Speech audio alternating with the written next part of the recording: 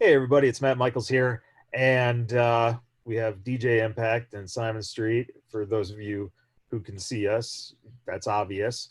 And for those of you listening, our guest today is returning champion Sarah Rochelle Bane. Sarah, how you doing? I'm good. How are you guys? We're good. We're good. Wonderful. Yeah, managing. Yeah. Right. That's a good way to put it. Yeah. As best as I can be during these times. Right. And just being on top of it, that it's summer, it's just like, whew, man. But we're all losing weight at this point because you can't step outside. Uh-oh. It's freezing. He froze again. He doesn't It's like have the perfect. Well, he doesn't have COVID. He has another thing where he just randomly digitally freezes. He's got the On glitch. stream. He got the Yeah. glitch. He's got that glitch. He's stuck in the matrix. There you go. Or he's just really lost in thought. There we go. There you go. Oh yeah. Oh, he's back. Hey. Yeah. You got the glitch.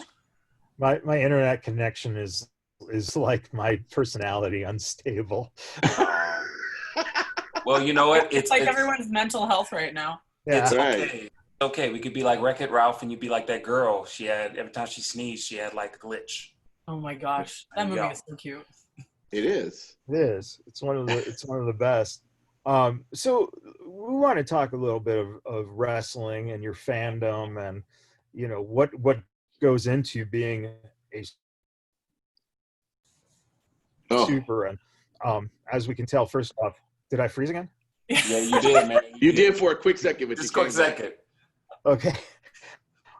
If I do freeze, just pick it up anywhere, and then I'll come back in.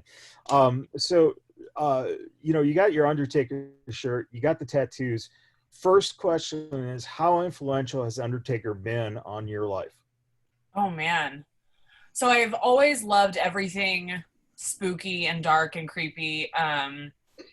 I don't look like I would be goth, but I'm very much in the like goth punk rock metal scene. I grew up, I got into punk and metal when I was in like 6th, 7th grade. So I'm always more drawn to the darker characters in general. So Undertaker, I mean, even before I was into wrestling, there's characters that you know about, even if you watch wrestling or not. And it's like Undertaker, Stone Cold, The Rock, you know what I mean? There's like the big character names that people who even don't watch wrestling know about. So he's always been someone I knew about. And who doesn't love the Dead Man? And then who didn't love American Badass? Like everyone wants to be the fucking tough Right. biker, you know what I mean? Like Yeah. he's had, I mean, I mentioned this last time we talked. I don't know if it was included, but like I love his character. His Mhm. personal stances on stuff. I try to, when I'm watching wrestling, I try as hard as I can to separate the person from the character. But his character is badass. He's a legend. He's absolutely a legend. You know, Yeah. I'm glad you said that, because that sparked for the first time in my mind a good comparison, and that is the Undertaker is the Clint Eastwood of wrestling. Holy shit, he is. Yeah, Mhm. basically. Wow. Yep. Yeah. You know, you think about the character and it's just, I mean, and you know, personal stances might be different, but that's Mhm. not Yeah. the entertainment side, you know. Mhm. What would you say is your favorite Undertaker possession that you ever purchased or Ooh. got?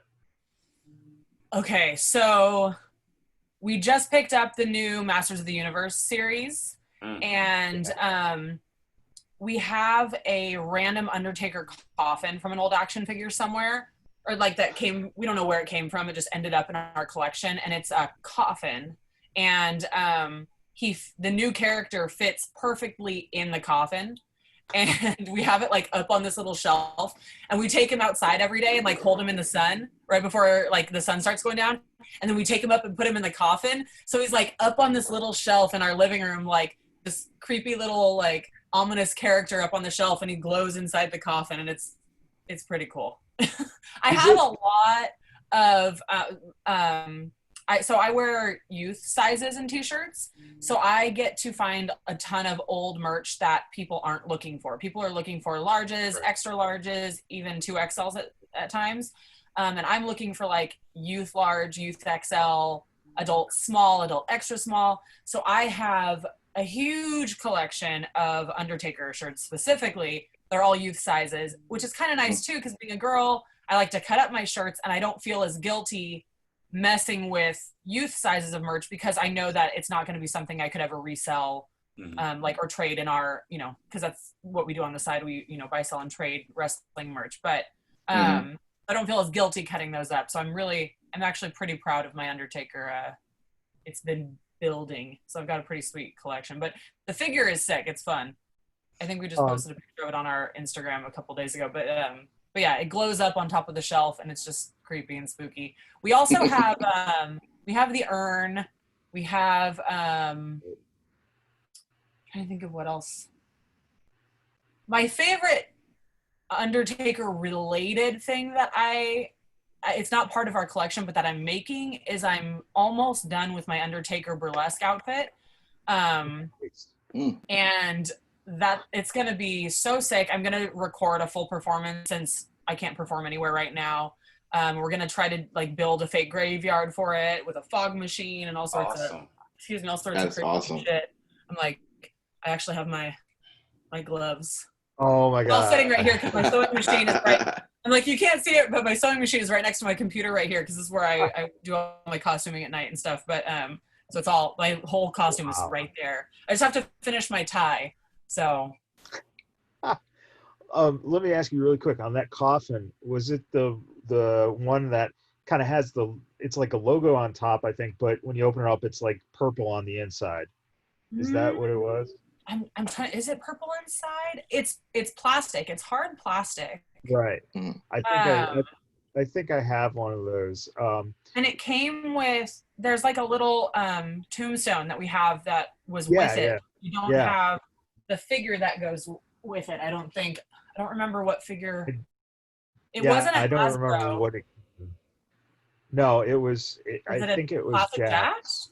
Okay. I think it was early Jax.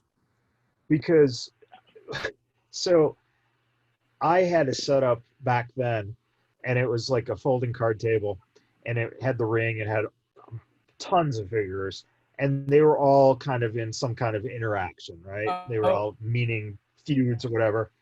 And Elizabeth had just died.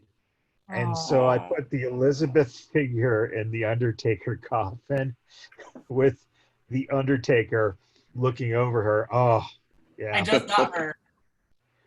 Yeah, that one is awesome. That's the Mega Powers one, I think, right? It's the Series 77. It's the SummerSlam edition. Yeah, the one that just came out. Yeah.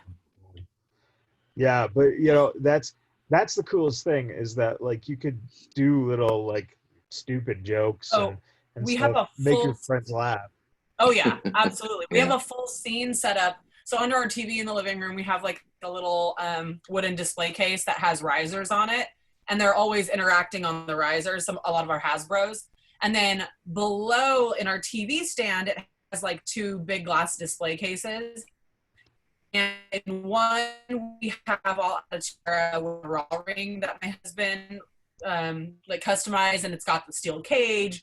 It's got, I think right now, Foley is battling someone and like hanging off the top of the cage. But so we're always rearranging and like creating little scenes in those areas. And then the other glass case is all of our Stone Cold. It's like a little Stone Cold shrine. Nice. So I love Stone Cold. That's awesome. So Sarah, let me ask you this. Unlike many of us with the BadBoyz, where we started watching wrestling when we were kids, I have forgotten more than I can even remember. People always mention something about a match. I gotta go, oh my God, I know I remember seeing that, but I can't recall. Right. But what I found fascinating about you is that you didn't start as early as a lot of us. I mean, you just kind of recently got started, but not only you've gotten started watching wrestling, you really have done the work in terms of researching in some ways, going back to watching some of the shows and with the help of the network, of course, and different things like that. You can go from show to show to show to pay-per-view and just follow the line. So just kind of talk about your journey as for when you started wrestling and then what you've just been doing to kind of be up to where you are now. Because, okay, so, I mean, go ahead.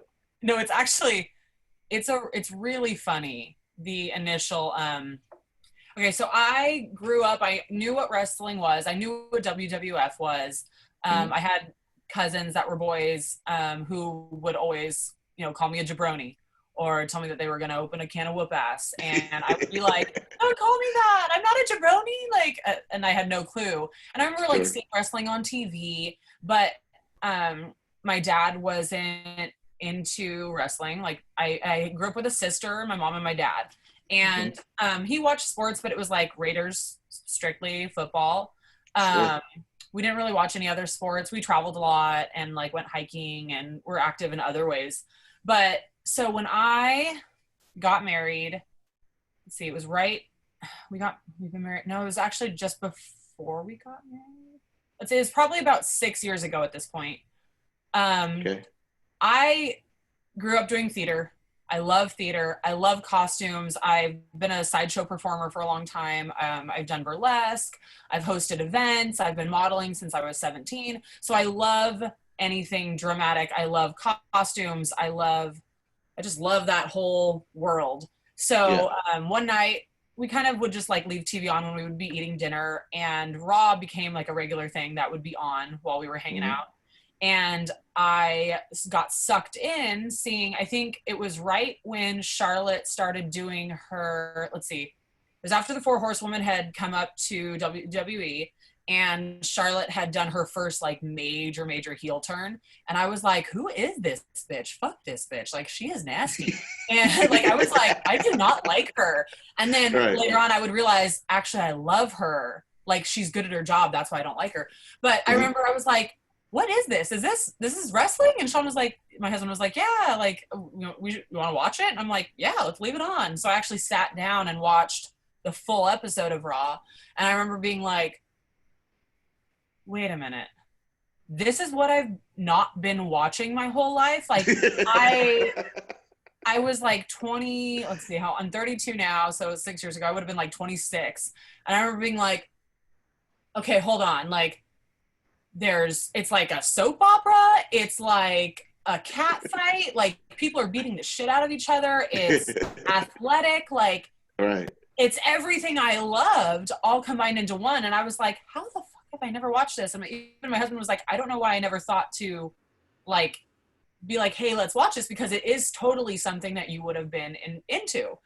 So we started watching it. And I think that was right before WrestleMania in San Francisco. Yeah, I've been 31. I think so. Yeah. I'm trying to remember, because that was the first WrestleMania I watched, and I remember being like, "This is fucking amazing! This is the coolest shit I've ever seen!" And I remember I've lost a lot of weight over the past few years. I've lost about 90 pounds, and I was overweight at the time. And I remember being like, "Man, if I wasn't fat and could actually breathe and do any of this shit, I would be so good at this shit. I could spit a promo, no problem. I have the following. I would love to do something like this." And then I got pregnant. So that was, I'd actually, but before that happened, I remember we found out that, I think it was a WWE Live was coming. No, SmackDown was coming to the Save Mart Center here in Fresno. And we wanted to get tickets, but it was really close to the show. It was the week before the show. And I remember calling all the radio stations being like, are you giving away tickets? Are you giving away tickets?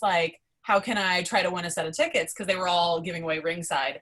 And one of the DJs got in contact with me, and she offered me the opportunity to wrestle one of their interns in a kiddie pool full of ramen noodles. And it was winter at the time, out in front of their building. And in exchange, I would get 2 ringside tickets. And I was like, abso-fucking-lutely count me in. And my husband taught me like a bunch of different moves, and like he was teaching me like the pile driver, and he was like, you can get his legs like this, like he was like, this is the walls of Jericho, like try to do this. And I'm like, I'm gonna be in a fucking pool full of top ramen, like this is not gonna happen. So I like put together this cute outfit with like a glitter bra, like a rhinestone bra, and like some boy shorts and some torn up fishnets. And I showed up and they did a quick interview, and then I wrestled their intern in front of this radio station downtown Fresno. They recorded it, they put it up. And that was actually how I got to go see my very first live wrestling show. And we sat ringside, and I wore an RKO shirt, and it was just, I remember being there and being like, this is the coolest shit ever. Mm-hmm. And from that point on, I was hooked. It was like, after that, it was like, my husband had grown up watching wrestling. So he was already into it, but it kind of got him back into it now that he had a partner who was like just as gung-ho. Sure. And so we started going to even like local indie shows. We started going to any shows that were even close to Fresno, like within a 3-hour drive. We started going to all of them. Okay. And we have 3 kids now. At the time, we just had the 2 older ones. So we would take them to shows. We would go on date nights to shows just like the 2 of us. So it really became something that brought our whole family together and became this cool thing that we could like all do. We could all watch Raw every Monday. That was when SmackDown was on Tuesday. We would watch pay-per-views. And my husband's brother is super into, like just as into wrestling as us. He is about the size of the Big Show, but looks exactly like my husband. He's just a big dude. So he and his family come over every holiday for every holiday. I mean, it's like a holiday when pay-per-views are on, but they come over every pay-per-view and we watch stuff. Last year for my husband's birthday, we actually threw a wrestling party for him and had a giant inflatable ring in our front yard. Everyone dressed up as different wrestlers, and we just have fun. It's just become like, it's so much more than people are like, wrestling's fake. Meh, it's so stupid. It's lame. And I'm like, but it's so much more than that. Because there's not only just the wrestling, but I have found such an amazing community through wrestling that people don't even know exists unless you're in the scene. Like, I got connected with you guys through meeting other people. You know what I mean? It just like, it's a chain, it's like a family, like a community. It 100% is, yeah. I mean, I have met some of my now best female friends, which is crazy because there's a lot more female wrestling fans than people expect. And we all kind of find each other and like cling to each other because we're like, finally, like someone I can talk to this shit, like talk about this shit with. But it's just so cool. It's so cool. And So how far have you gone back into the archives of this saying, I need to now catch up of all the things I miss?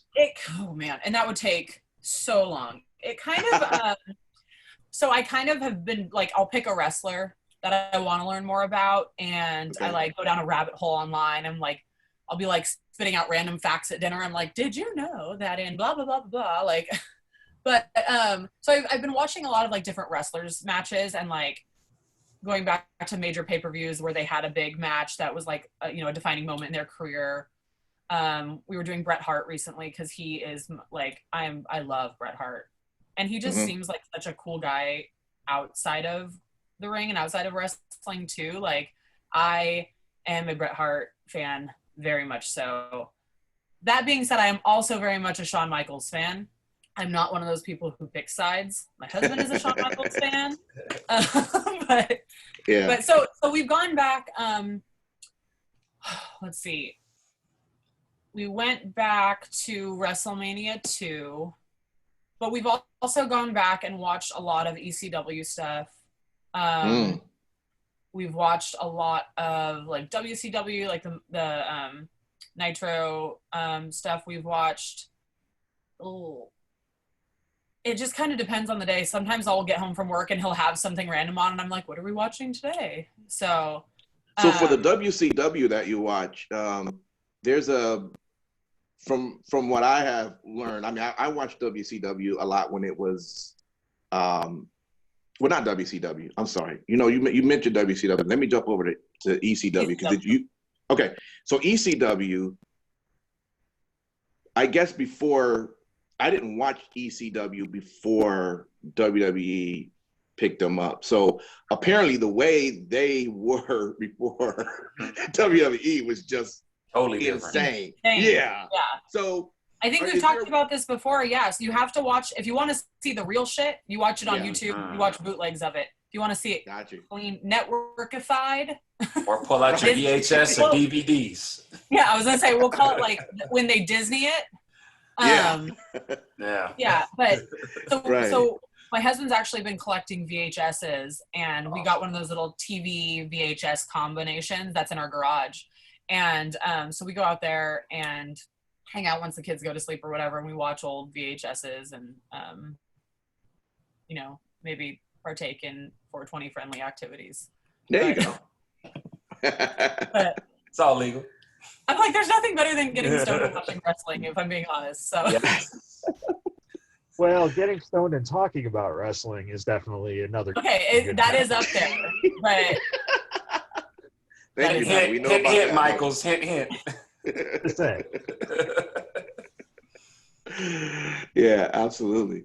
Well, you know what I will say? There's two questions that I want to ask you, Sarah. The first question is with, you coming into wrestling a little bit later, but hitting it with such a huge impact and sharing this with your husband. Has this indeed brought you guys a lot closer together? Because now you guys can partake in even more activities. Oh, absolutely. I mean, first of all, he's my best friend. I've got my girls that are my best friends, but my husband, I really think in order to have a successful marriage, they have to be your best friend. You're spending all your time with that person. You know what I mean? Yeah.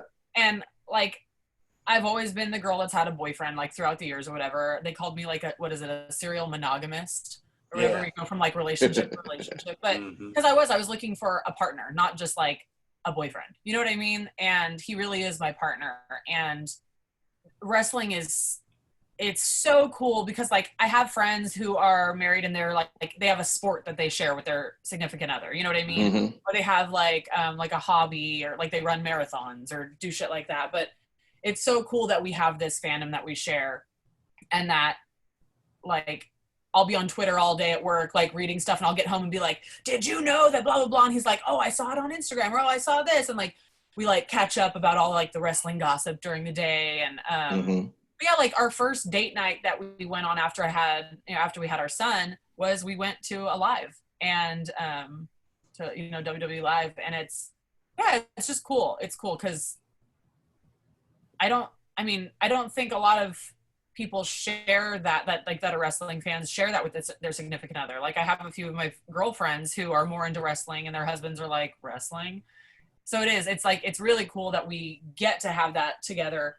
And it absolutely has brought us closer because there's no needing to go off with your friends to enjoy your favorite thing. We do it together. So, our house, if you can see above me, there's wrestling everywhere.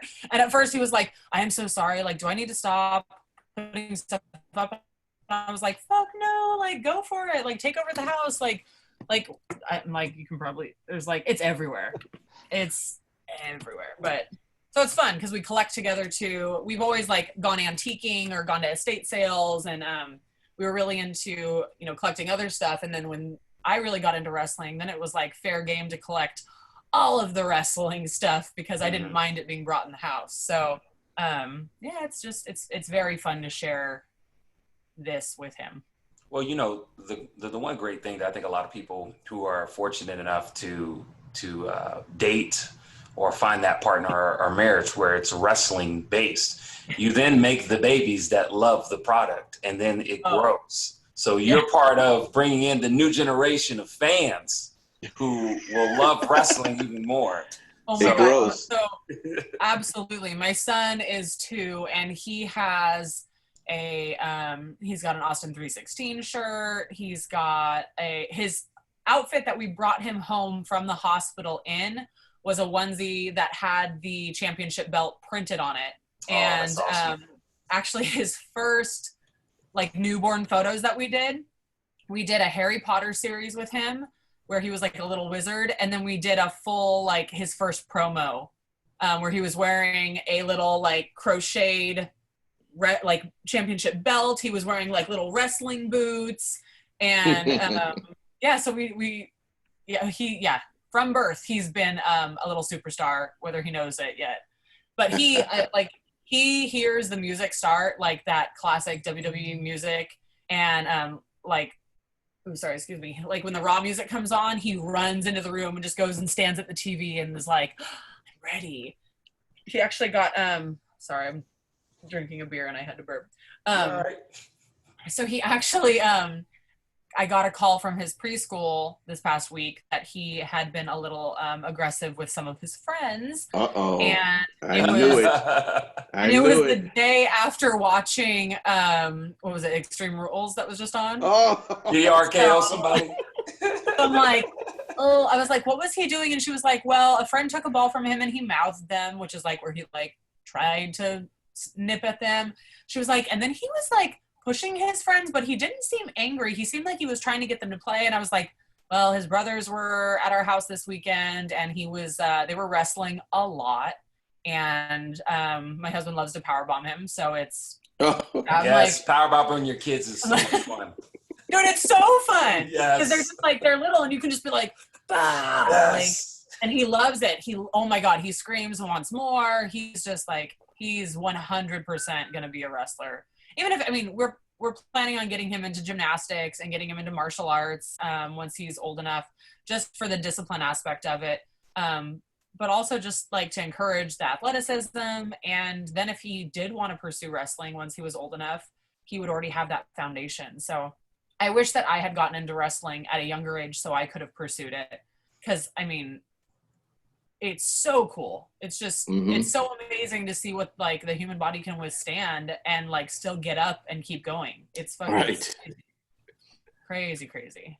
So my second question that I had is, obviously, if anybody's seen you, in addition to you being a beautiful woman, you also have beautiful ink. Now, do you either currently now or in the future plan on having some wrestling ink displayed on your beautiful canvas? So I don't have any wrestling tattoos currently. I 100% have plans to get wrestling tattoos. I have a completely blank arm, and we've talked about doing, I only get traditional work. I've got a lot of like traditional style stuff, and we've talked about doing, a traditional WWF themed sleeve on me. I've got a lot of stuff on my legs. I've got a lot of open space on my legs. So I think I'll probably do stuff there first before I attack this arm. But my husband is a tattoo artist and I was a tattoo artist for almost 10 years professionally, before I had to switch careers because of a whole totally different situation. But we actually just finished building a private tattoo studio on our property because of everything going on with COVID. And that way, once we're Fresno, where we live, it got closed down again. So my husband hasn't tattooed since March 16th. Wow. So we've talked about, starting to work on each other right now since we can't tattoo anyone else and no one else can get tattooed. And we have probably 20 WWF related stencils already made that are ready for us to tattoo on each other. We just have been trying to find the right time to steal away once the kids are asleep and go into our studio and tattoo. But yeah, I absolutely, there's a flash book that was put out. I cannot remember the name of the artist right now, but there's a flash book that was put out of all WWF traditional style tattoos. And he did a bunch of the classic legends as female pinups. Ooh. And there's a Stone Cold, there's an Undertaker, there's a Bret Hart, there's a Ultimate Warrior, there's a Macho Man, there's a ton of them. And I'm really highly considering getting the Stone Cold pinup like front and center on my forearm. They're cool pieces, but I cosplay as wrestlers too. And that was one of my first like ones where I really went hard and was like, I'm going to do the full look. I did the knee braces. I did a blonde wig, like when he was stunning Steve, but yeah, so Stone Cold, I think my first one will probably be Stone Cold. I've joked about getting the scratch logo on the other side of my neck. And my husband has been trying to talk me out of that one.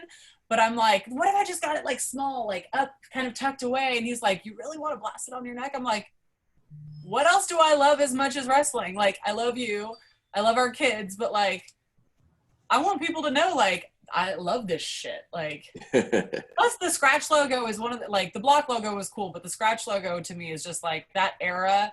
I know it's not the most appropriate era with everything, with being woke, you know what I mean? But Sure, yeah. That's the era that, I mean, that I grew up in. And it's like, I feel like that was when wrestling was like fucking crazy shit. So it's, but yeah, so I think something Stone Cold related, or even Bret Hart related, or a scratch logo will be one of my first tattoos. A friend of mine has a really cute, she just got the classic heart with a banner that says wrestling on her arm. And I was like, that's fucking genius. It covers all of it. It's super cute. But yeah. Do you guys have any wrestling tattoos? I don't have any yet, but I already have plans on getting them. I've been saving. I'm going to be doing a very ambitious thing, and I want to get a big back tree. Piece? Yeah, back piece, but I'm going to get a tree, and it's going to have ornaments, and on each ornament is going to be things that I like, and most of them are going to be ornaments of wrestling icons. Yeah. That, like, really, that's what I've been planning for like 3-4 years. I know it's going to be hella crazy. There's an Instagram that I follow, and it's all like wrestling tattoos that people have gotten. And someone got a full traditional Japanese style back piece, and it's Ultimate Warrior and is it Macho? I think it's Ultimate Warrior and another wrestler wrestling, but it's all done traditional Japanese style, and it is one of the fucking coolest. Oh no, it's Hulk and Warrior. I blacked it out. I kind of black out when I have to think about Hulk Hogan. But I understand. Fuck Hogan. Fuck all the Hogans. There you go. But it's a really fucking cool back piece. And we had talked about doing something like that similar on my husband's back because I do color. So I was like, if you want something like that, like I'll fucking slam it out. Let's do it.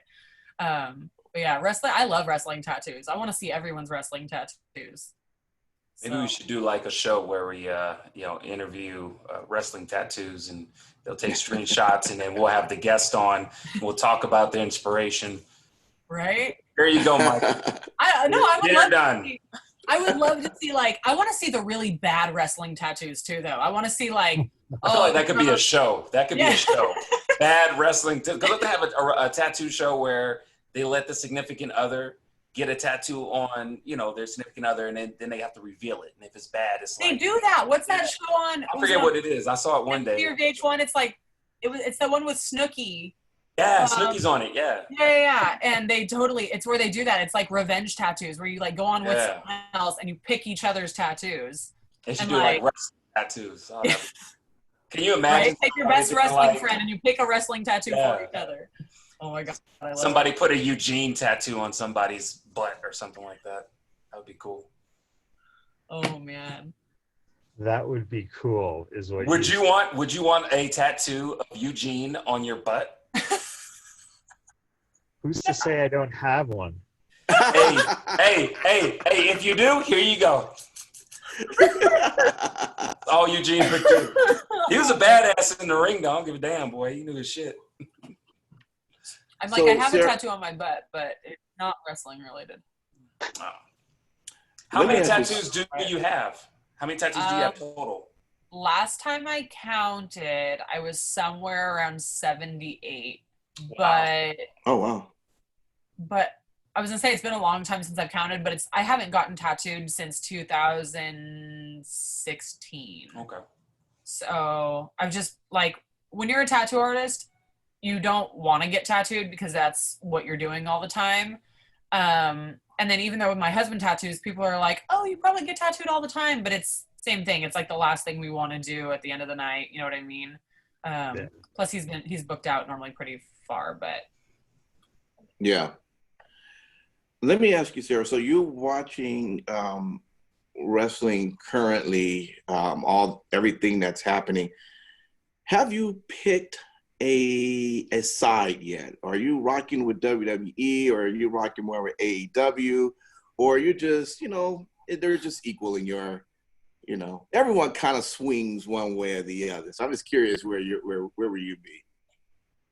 I love both brands. It's really hard because WWE has dominated the industry and kind of set the, I don't want to say the standard, but it's become the standard for so long that it's so hard when another promotion pops up to invest as much into it because you don't know how long they're going to be around.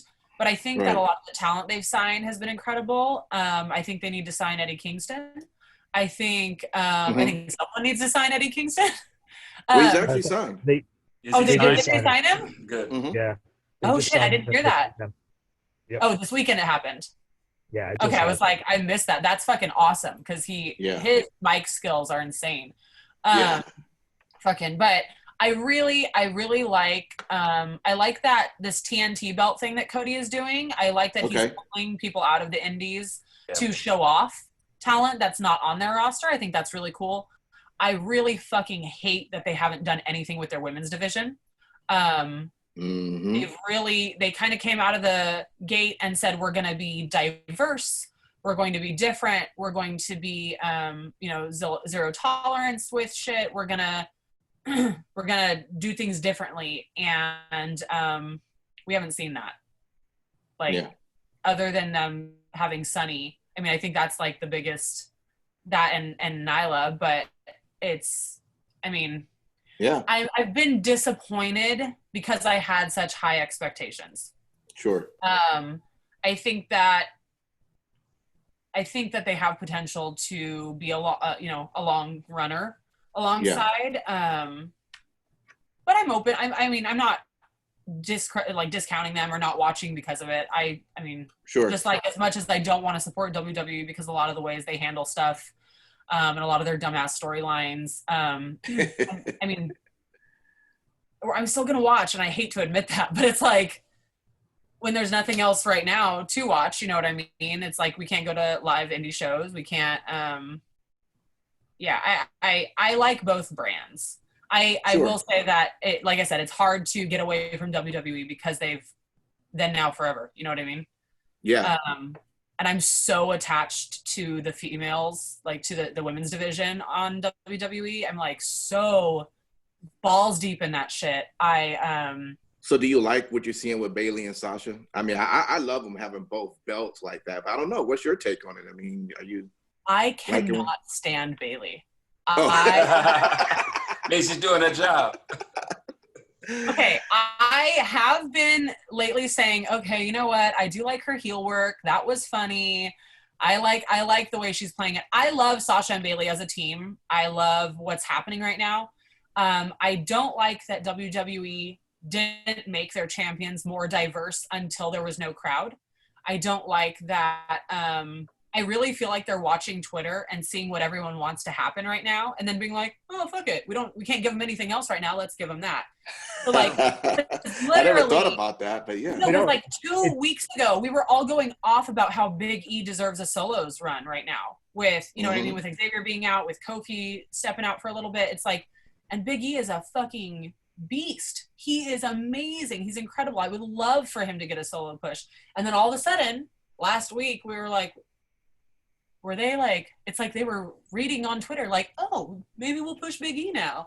And then it's like. It's not Twitter. They actually been watching our show. They think our ideas. It's true. It's like, just send that check. That's all I got to say. Just send some of that check or job opportunities. Right? But it's hard. I'll fly out. It's hard because it's like, you want all these things to happen, but then they actually happen, and it sucks that it's during this time. I wish these champions and these pushes were happening with a live audience where they could get the pops they deserve, where kids could be in the crowd seeing people who look like them becoming these champions. Like, because that's really like wrestling is wrestling. It's cool, but like I said, the community and being in that crowd and seeing it live and the feeling of being in a fully packed arena with everyone like cheering and chanting and just fucking losing their minds over the same wrestlers, like that camaraderie and like that feeling, like I know, like, just sitting there in the stands and, like, you look over and you see, like, a little boy or little girl next to you, or even our kids. Like, our 12-year-old, when he was younger, was obsessed with AJ Styles.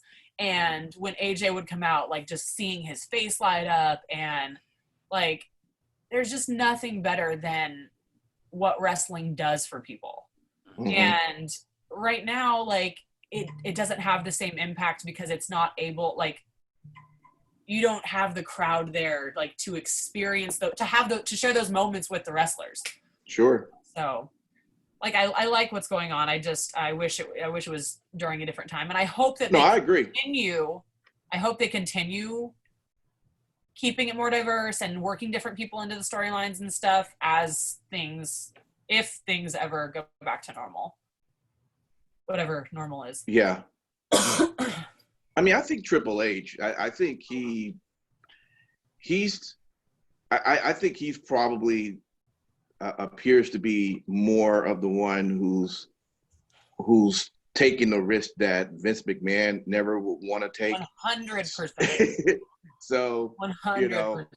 Which gives you a little bit of hope, that as time goes by, and if he has that control over that we will see a lot of that in the future. But it's unfortunate that, I mean, remember, the only reason why we got Kofi in the first place is because the fans from that point just demanded, but Kofi would have never got that opportunity or that push if it wasn't for that. Oh my God, that WrestleMania moment, like, we were all sobbing in the living room. It was just, I'm sure. It was, and I'm white.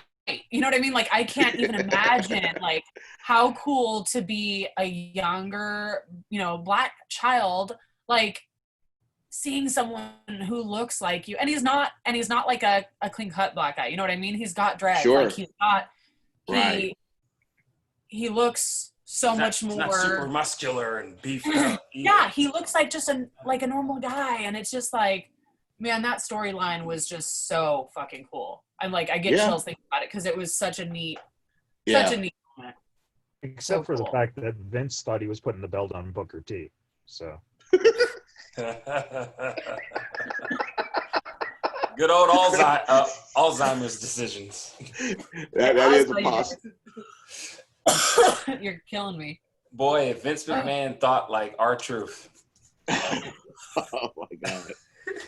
Maybe that's where the R-Truth character really comes from. Okay, but can we just acknowledge that R-Truth is a national treasure? He is. He is so funny. He's fucking talented too. Yeah. He is, like, and I love that he takes it and runs with whatever they give him. Like, true. He's badass. Yeah. I love Truth. His little, when they were doing, was it him and Carmella? Them as a duo was one of the funniest. They were killing. Carmella is one of my favorites, but like the two of them together were absolutely hilarious. Yeah, and you got to think back to, I mean, him and Goldust and him and his Little Jimmy gimmick. I don't know. Have I seen? Oh, Little Jimmy! Oh. You gotta go back and watch Little Jimmy. Okay. That is amazing. Yeah. Now see, and now go ahead. I'm sorry. Oh no, I was gonna say Little Jimmy was his little imaginary kid. He was doing everything for it. Brilliant. It was. Brilliant. It was. Yeah, and if there was ever a time, again, another missed opportunity where I felt if Vince McMahon could have put a title on R-Truth, it was during that time because he had a championship match against John Cena for that, and Cena would have done it. Yeah. Oh, I'm sure. And I mean, it was being sold. I mean, R-Truth was just, I mean, hell, have you ever seen anyone that was smoking around the ring outside of him? I mean, have you ever saw anyone the only smoking? Person. Yeah, the only person that was like a cigarette or like a cigarette. Yeah. Oh, wait. Big Show back when he was the Giant. And he was WCW. He would walk down to the ring smoking a cigarette. But that's WCW. They allowed all sorts of shit. Yeah. And had some of the best intros ever. Yeah. It's true. Everything was, I mean, they could get away with fucking all sorts of shit. I felt like they had better pyro for a while until WWF at the time Right. got the shit together, because the WWF during that time, the Attitude Era, the early ons, they just had like that cheap ass pyro where it's mostly just smoke, yeah. But WCW, boy, especially with that Goldberg, they had like the raining whatever. I'm not a pyro guy. We have a guy that's part of our show that's a pyro guy. Let me tell fun. you, it gets uncomfortable about how much he loves pyro. He talks about it, but he loves pyro. Oh man, I like. Man. When it comes to the indie shows out there, Sarah, what company out there is near you that you go support and Best hang of the out? West. Oh, okay. Best of the West. We weren't able to go to as many shows as we would have liked to, just because when we started going, it was right after my son was born. So trying to find a sitter, and then the shows always ran an hour, longer than it planned. So, but we had really been starting to get heavy into those, and those shows are so fun because it's at a warehouse and you're on bleachers and the wrestlers land on you. And that shit is, like I said, there's nothing better than being at a live wrestling show. Just the energy in the room, you know what I mean? It's just like, and the fact that you're surrounded by like-minded people who like, everyone is there for the same reason. Everyone is just as excited as you. It's fucking, it's so cool. It's so cool. So what happens then when people are allowed to start running shows with an audience again? What happens to the experience that you're talking about when you can't allow people to, essentially touch fans? Yeah. That's what I'm concerned about. It just seems like it's going to suck. I don't know how that's even going to work. I don't even know how I feel about the climate currently. Everything is so politically charged. I wish it could be just science and fact based. And real experts. Yeah, it's because it's just like you hear one thing, you hear another, and I mean everyone keeps saying like watch it all disappear after November, and like I'm not a conspiracy theorist, but it's getting to the point where it's like, well shit, like I want to see I want to see what happens at that point. You know what I mean? Like, I work in childcare. I work in corporate childcare. I work at the corporate office, and we have 12 centers. Our centers have been allowed to stay open this whole time. Mm-hmm. We serve 12 to 1,600 kids in the Central Valley. And obviously our numbers have dropped right now, but we've been allowed to stay open with certain regulations and protocols. I mean, we had to install completely new AC systems that had certain filtration on them. Our teachers have to wear masks. We have a ton of regulations that went into play. But in my mind, I'm like, why are we allowed to be open when schools can't be open, when we're essentially doing the same thing? We're just not teaching. You know what I mean? It's the whole climate is so wild right now. I don't know at this point how live music would be a thing, unless like I know people are doing like drive-in theater type shows where the band plays and people drive in their cars and have to stay in their cars to watch it. I mean, so I could see wrestling being a badass thing if you did it out in the fucking middle of nowhere in a parking lot somewhere or whatever, and cars pull up all around and people stay in their cars to watch it. That would be kind of a cool. That's been something they've been trying. I saw it was tried over on the East Coast. I also saw that no one stayed in their cars, no one was wearing masks, and no one was social distancing. So, I don't.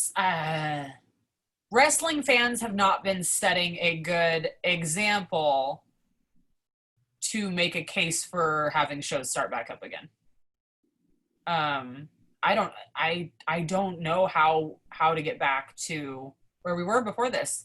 I think we are going to have to find a new normal until a vaccine comes out, or until people start doing what's in the best interest of public health. So what's really interesting as you say that, what's we've never encountered this in our lifetimes, right? To this extent. And what we're trying to do is basically take a quick approach to just get everything back to normal. But as things advance and change, and you have a virus that is essentially going to mutate, right? It's the virus is always going to try to stay alive. They've shown that it's been mutating. Right. So what's interesting about it is that we'll complain and we'll complain and we'll complain. We'll think conspiracy and et cetera, et cetera. The truth is we don't know.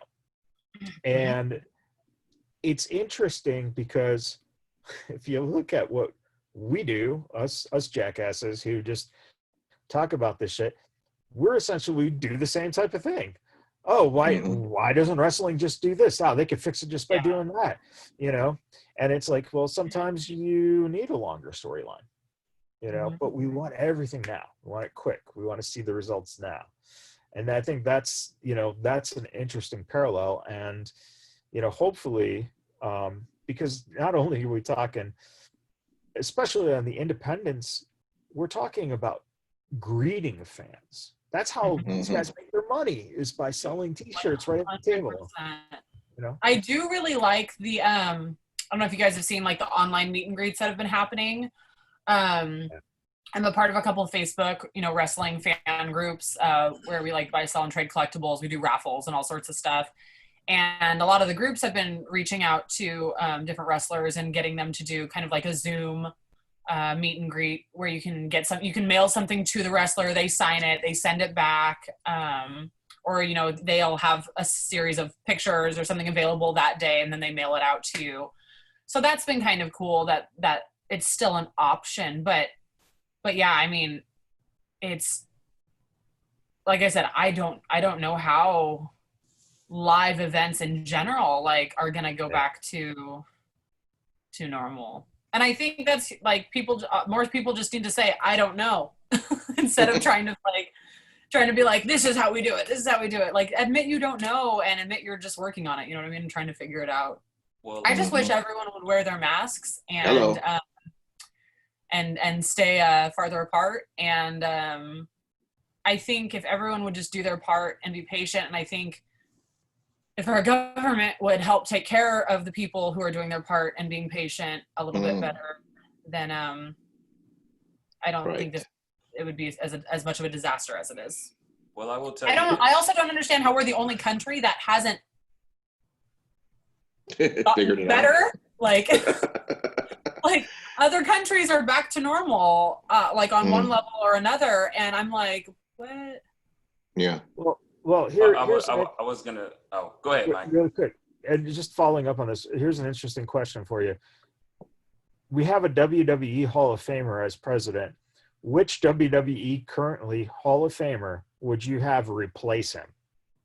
Oh, I don't have a Hall of Famer, but I have one person I'd love to replace him with. Oh, he'll be a Hall of Famer soon, brother. Yeah, he probably will. Yeah. I mean,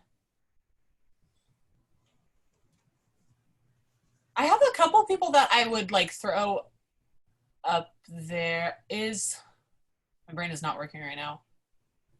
I mean, I think Nash is in the Hall of Fame, right? Is Nash in the Hall of Fame? Yep. Because I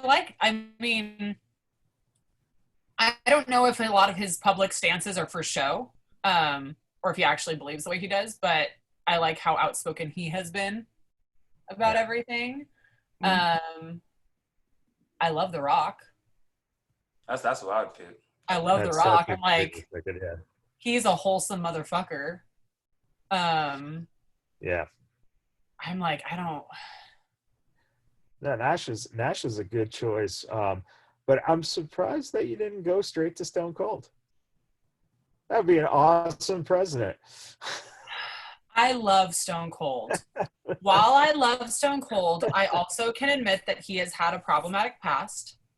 I think it's been addressed, and I don't know that he is the same person. But I don't want a president that's put hands on an ex-wife. So that's like, that's been in the back. Like, I love Stone Cold, and I am really impressed with the way that he has defended a lot of shit recently. That kind of has blown my mind. But yeah, sorry, I just am. When you said we have a WWE, E Hall of Famer as president right now, that is just like not that he's. It's the vomiting is that he's in the Hall of Fame. It's just like it made sense before he was the president because he was just a tacky rich guy, but now he's. But let's be honest, he's in the Hall of Fame celebrity section, which we can't really take those. That's kind of like a garnishment on a plate. Nobody goes crazy over the freaking garnishment on your $500 steak. They don't care about that shit, but it's nice that it's there. Well, I mean, what is the garnish? The garnish is like parsley. He's parsley. Oh. I was like, are we talking like blue cheese and mushrooms? Or? Maybe blue cheese and mushrooms. I mean, and that's not to say that I'm shitting on everybody who is in the celebrity. No, all parsley is crap. Yeah, but I'm just saying, like, in the end, it's not really. Yeah. Huge, you see what I'm saying? Yeah. Compared to Ric Flair, compared to, all these other great iconic Hogan. People in business. Well, Hogan shit on himself, so that's a little bit different. He's parsley. He's parsley. He turned himself from a steak to parsley. No, he was never a steak. He's always been parsley. Yeah, basically. But what I was gonna say earlier, because we were talking about the people wearing masks doing the right thing. I think the reason why America has the biggest problems because America, in a large number, has not learned the powerful lesson of the biggest illusion to humanity is control. Mm-hmm. Control is an illusion. A lot of people think they're in control of their lives, control of every aspect, but you're really not. He doesn't think control is important, but now that I muted him, I show who's in control.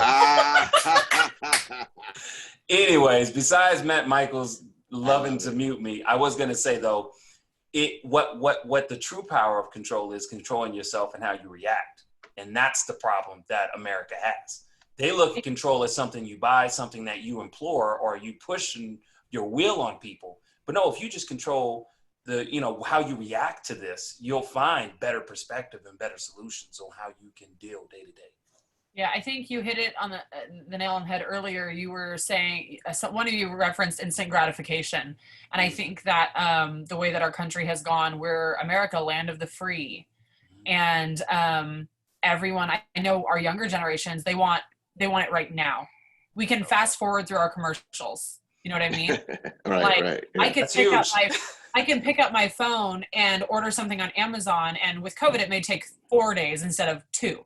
But you know what I mean? Like, no one is taught patience anymore. There's no, you don't have to earn things anymore, and I think that's part of the issue as well. Everyone wants it to be done right now. Like, why can't COVID be over right now? I want to go back to normal right now.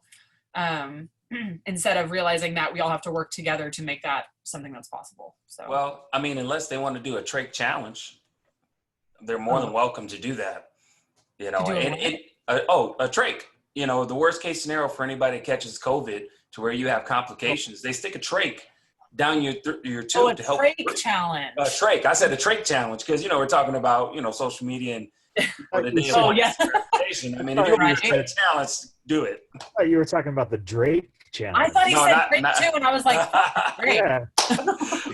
No, we ain't talking about it. He can't even jump in the water correctly. Come on. Drake can't even wear a championship belt correctly. Let's talk about that. That part. It was upside down. Like what? He making us light-skinned brothers look bad.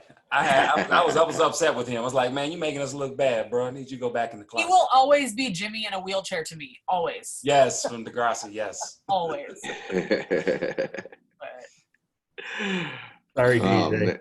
That's DJ's man crush. Oh, yeah. That's right. You have those lonely nights where you light candles and play Drake while you're soaking in the bathtub. Stop it. Putting on the slipper.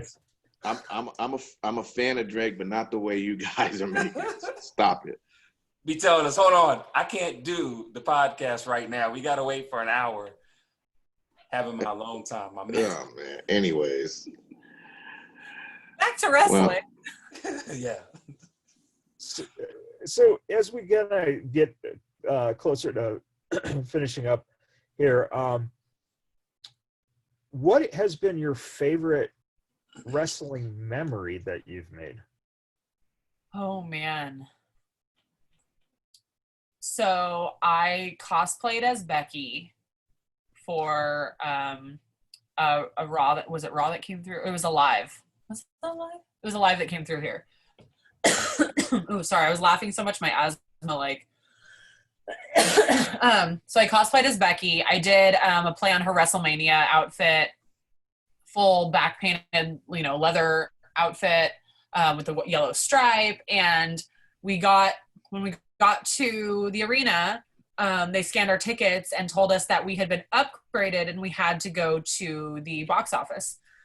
So we get to the box office and they tell us that our seats have been changed and they give us our new seats. And I was like, well, if it's not, because we always try to get seats on the barricade so we can get our belts signed, or I can try to get a picture with someone. And I was like, if it's not on the barricade, I'd rather stick with our old seats. And she was like, oh no, you're right in the corner. So we were ringside barricade. Wow. We got moved to, front row, seat 1 and 2, right on the ring and barricade, right at the wow. Right where they Yeah. entered. So I'm jealous. It was rad. So Becky came out, and I'm a redhead. Not naturally, but I'm a redhead. And Becky, I've been a Becky stan since I first saw her. I just think she is she's so cool. She's so tough. She has never wavered. She's always been Becky.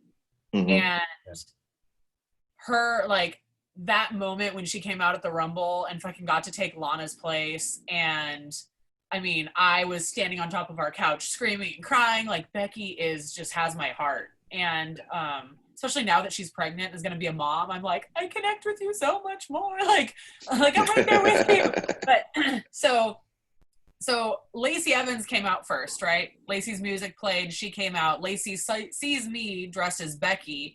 And Lacey gets in my face and is like, you nasty. And I'm like, fuck you, bitch. I'm nasty. I'm proud. And so I'm in her face. I'm like, fuck yeah. I'll get up in there. I'm a mess at shows. I'm not mom at sports events that's like, don't fucking touch my kid. I get crazy. So I'm like, fuck you, bitch. I'm proud to be nasty. And everyone around me is like, wow, losing their minds.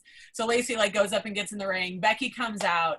And as Becky passes by me, she turns and she goes, oh, bloody hell, I've never looked better in my life. And I'm like, oh my God. She's like, you look amazing. And I'm like, oh my God. It's on the jump, the Titantron or whatever. Sure. Yeah. So everyone is seeing Becky see herself. And I'm like, this is so cool. So after their match, she said things to me multiple times during the match when she would end up down on the ground or whatever. She would look up at me and be like, give me a little point or something. So after the match, she so mind you, my husband had gotten to meet her when she came to Fresno a couple days, the day before, and I hadn't gotten to meet her because I was still at work and I couldn't get off work. He got to go get a picture with her at the cricket wireless store or whatever, and I was crying upset. I was so mad I didn't get to go. So after the match, she comes, she goes around and is signing stuff for people, and she comes to me and gave me the biggest hug and was like, you look so amazing. This is so cool. And I was like, oh my God, I love you. Thank you so much. And my husband recorded it. And that was also up on the Titantron. It was just really cool. So that whole night was just amazing because it was just her reaction to seeing me dressed as her was fucking cool. But then when I got home, people on Twitter had found me and had taken pictures of me and Lacey confronting each other from across the barricade. So there was all these pictures of the other Becky confronts Lacey, and it was just a cool, it just kept going for more pictures were getting posted, and people would send me videos that they had taken of me on the Titantron hugging Becky. So that was just it's so I know they're just people, but I look up to these women. I'm going to get emotional right now. I look up to these women so much. The reason, like, I lost weight on my own, but the reason I started working out and getting stronger was because I saw all of them doing it, you know what I mean? And looking a certain way. And I was like, I want to look strong like that. Like, I want to be strong like that for my family, for my kids, like, and just like the way they always persevere, like, especially like when someone has a story like Becky, where they finally get their shot and then fucking like take both belts at Mania against Charlotte and Ronda. And it's just like, when people have those moments and you've been following them, you've been a fan forever, like, they do become larger than life. And meeting her, and then this past December getting to meet Rhea Ripley at the NXT show in Visalia, I once again was cosplaying as Rhea and and got a picture with her. And Rhea Ripley has been my biggest inspiration in my weight loss and like fitness and just health journey. She is the most fit woman, and she looks like, but it's so funny because she takes pictures posing, but if you see her in real life, she still looks very feminine. She's got a fat ass, like she's stacked. She's fucking gorgeous. And she's actually short, her back too. is gorgeous. Yeah, she's not that short. No, she's not as tall as she looked like. But Matt and I figured that out when we went to the NXT show. We took pictures with her too. We was like, man, she's not as tall as we thought she was. Her personality and the fact of how many female wrestlers aren't that tall. She's, I mean, she's probably like 5'8", because I'm 5'9", I'm almost 5'10", and she was. I mean, I remember seeing pretty eye to eye with her, but I got to take a picture with her, and I got to tell her, like, I just want to let you know, I've lost 90 pounds. Like, I've been working out incessantly. Like, you are my number one fitness and like health inspiration. So thank you so much. I just want you to know, like, how much of an effect you have on people outside of just, you know, being their favorite wrestler. So it's just moments like those where like you get to like connect with someone that, you know, you've idolized or whatever. And it's just, like I said, live wrestling events and are just the coolest. But yeah, those two moments, the Becky moment was just so cool because it was just like a chain of events, like, that was just so surreal. And then actually at the next live event we went to that Becky was at, we were barricade and she recognized me, and I was actually dressed for Baron Corbin that night. So but she was like, "Oh my God, you're here again!" And I was like, "You know me!" Like, holy shit! Like, but she came back by and gave me a hug as she left again too. So it's so cool to the different wrestlers that take the time to acknowledge their fans and create that relationship beyond the television with the fans. Was it Charlotte just recently? Or no, it was, Charlotte just recently tweeted a picture of her and a fan from an Access and wished the fan a happy birthday. And it's like, it's just cool seeing that, like, they remember, you know what I mean? And they take the time to make that little bit of a difference, you know what I mean? It's like going that extra step with your fans that makes you more relatable, makes you more, you know, human, I guess. I don't know. I love wrestling.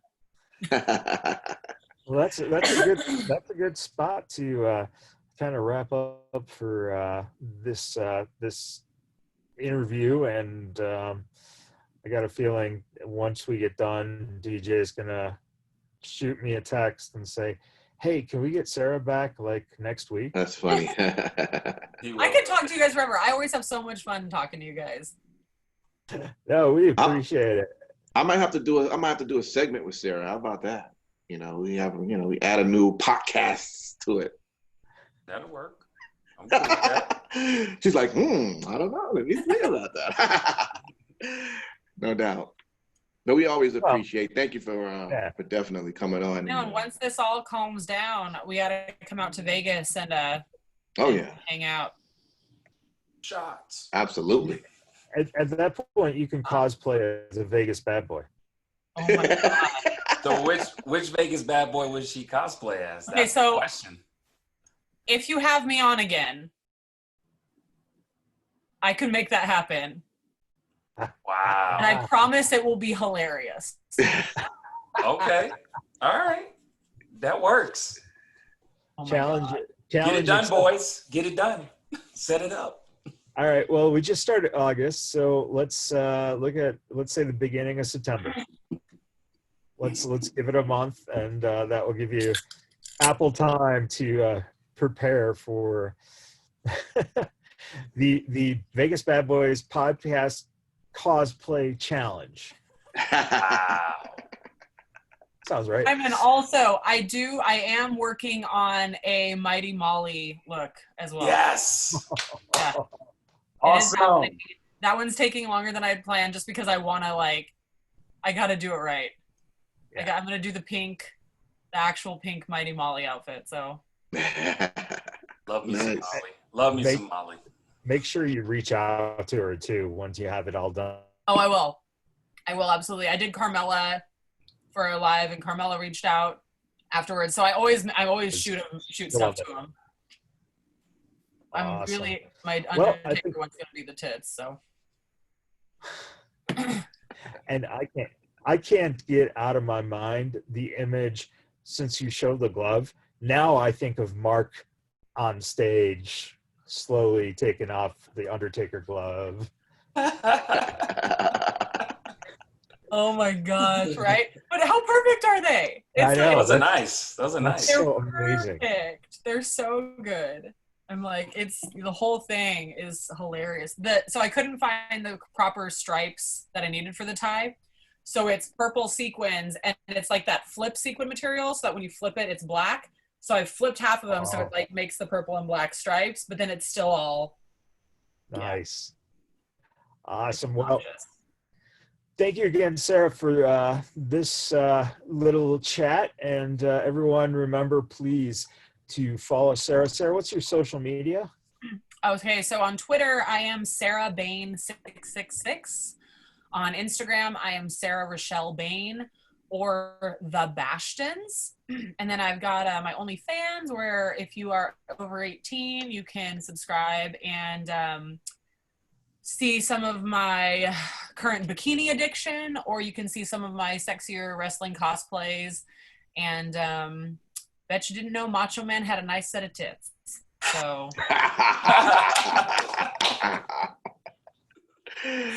But so I'm Mrs. Bastion, Mrs. Bastion on there. So, yeah. Awesome. On that note, I don't think there's anything else to say. Thank you, everyone, for listening. And remember, go to the OnlyFans page just to see Macho Man's tits. I thought you were going to say macho tits. I was like, wow. No doubt. All right, everyone.